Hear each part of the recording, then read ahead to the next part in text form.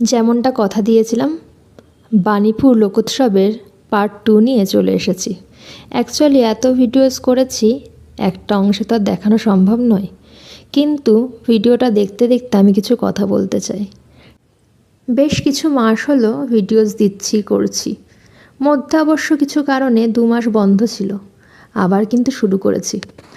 যারা ইউটিউবে দেখছেন তারা যদি একটা সাবস্ক্রাইব করে দিয়ে যান তাহলে অনেক ভালো লাগবে। আর কি, নতুন নতুন ভিডিওস আনার জন্য আমি আরও সাহস পাবো। আর ইনস্টাগ্রাম, ফেসবুক বলুন, ওখানে যদি আপনারা আমাকে ফলো করেন, কমেন্ট করেন, লাইক করেন তাহলে তো খুবই ভালো লাগবে। এটাই বলার ছিল।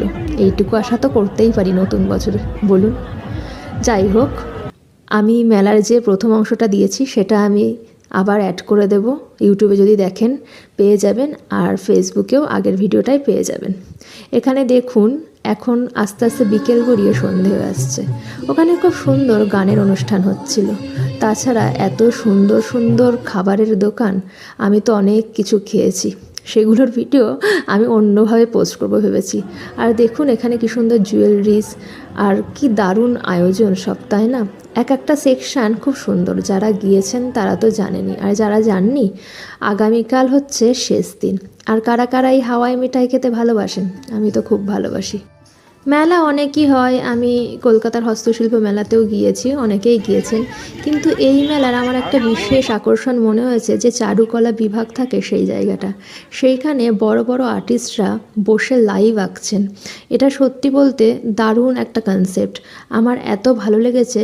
আর ওই জায়গাটায় যখন ছিলাম মনে হচ্ছিল যেন বাকি মেলার থেকে একদম আলাদা জায়গায় রয়েছি। ওইটুকুই যেন একটা সম্পূর্ণ মেলা, খুবই ভালো লাগছিল। দেখুন এখানে এই যিনি শিল্পী, আমি নামটা মনে করতে পারছি না, ওনারই একটা আঁকা দেখছিলাম 25,000 টাকায় বিক্রি হচ্ছে। আমি জানি না কোনোদিনও আমার সৌভাগ্য হবে কি না এরকম সুন্দর সুন্দর আঁকা আমার ঘরে রাখার জন্য।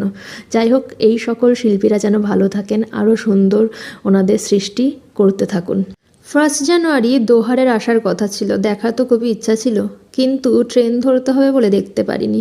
তারপর তো পরে ভিডিওতে দেখলাম যে নাকি রাত 12:30 নাগাদ এসেছিলেন বা ছিলেন হয়তো। সেইটুকু সময় তো আমাদের থাকা সম্ভব হতো না। আর জানেন স্টেশন অবধি আসতেই বাণীপুর থেকে কতটা সময় লাগছে। যারা গিয়েছেন বা এসেছেন তারাই জানেন কতটা সময় লাগছে। হবেই না কেন, এত সুন্দর মেলা। আপনারা কিন্তু হাতে একদিন পাচ্ছেন, সেটা হচ্ছে আগামীকাল রবিবার। যদি চান দেখে আসতে পারেন। যদিও আমি একবার শেষ বেলায় গিয়েছিলাম, প্রচণ্ড ভিড় হয়েছিল। যাই হোক, আজকের জন্য এইটুকুই। শেষ বেলায় রাত্রিবেলা চলে আসলাম বাড়ি ট্রেন ধরে। ভালো থাকবেন সকলে, দেখা হবে আবার কোনো পরের video. Thank you so very much.